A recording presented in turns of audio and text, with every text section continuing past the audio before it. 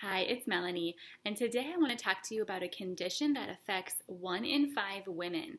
So, if you are experiencing symptoms like dry skin, you're cold or your hands and feet are always cold, constipation, depression, trouble losing weight, and there are other things too, like coarse or dry hair, like brittle hair, or maybe you're losing hair.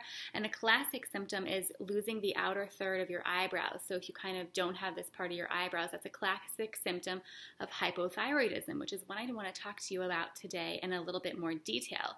And before I get there, I want to talk to you about the visit with your doctor. When you have these symptoms, you go in and you complain about all of these things, that you're cold, that you can't lose weight, that you maybe have high cholesterol and low blood pressure could be in there. So it's all of these symptoms combined together could be signs of hypothyroidism, which is low thyroid function.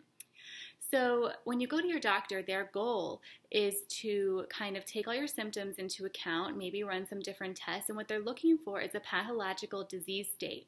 And the problem with that is that 50% of Americans today have a chronic disease, which means sometimes that it's symptoms that you're experiencing that maybe don't add up to being something that is diagnosable. Sometimes it is, and sometimes it's not. And if it's not something that the doctor can diagnose, then they don't really have any tools to offer you, because the tools in their toolbox a lot of times are things like prescriptions to, add to the body to replace something that's not working. So if you have overt hypothyroidism, maybe they would offer you some thyroid hormone to get that working. But in a lot of cases, you may still have those symptoms, but they tell you your lab tests are normal, there's nothing wrong with you, that they don't have any more tools in the toolbox, or it's something that can't be treated, which are all things my clients have heard and I've heard on several occasions.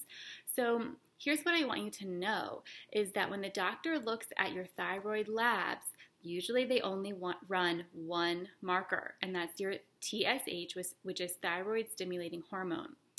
And the problem with that is that it's not a thyroid hormone. It comes from your brain, and it stimulates your thyroid. That's why it's called thyroid stimulating hormone.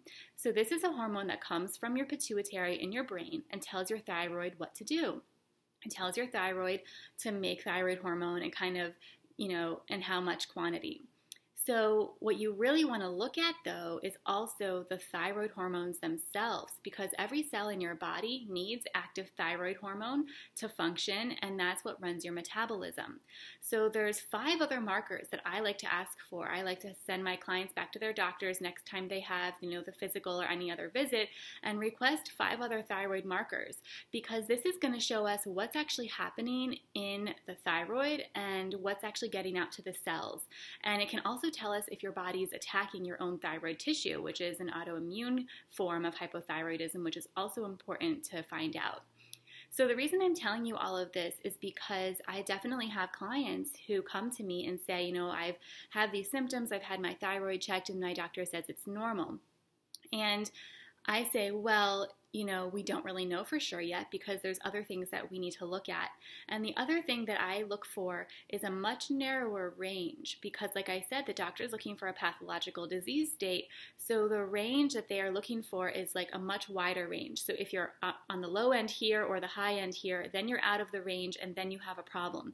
But my range is narrower because I'm not looking for a pathological problem. I'm looking for, is your body functioning optimally? And this narrow range tells us that. So for your TSH, I don't want it to be here or here, where the doctor says it's still fine. I want it to be in the optimal functioning range where your body's going to have the optimal health.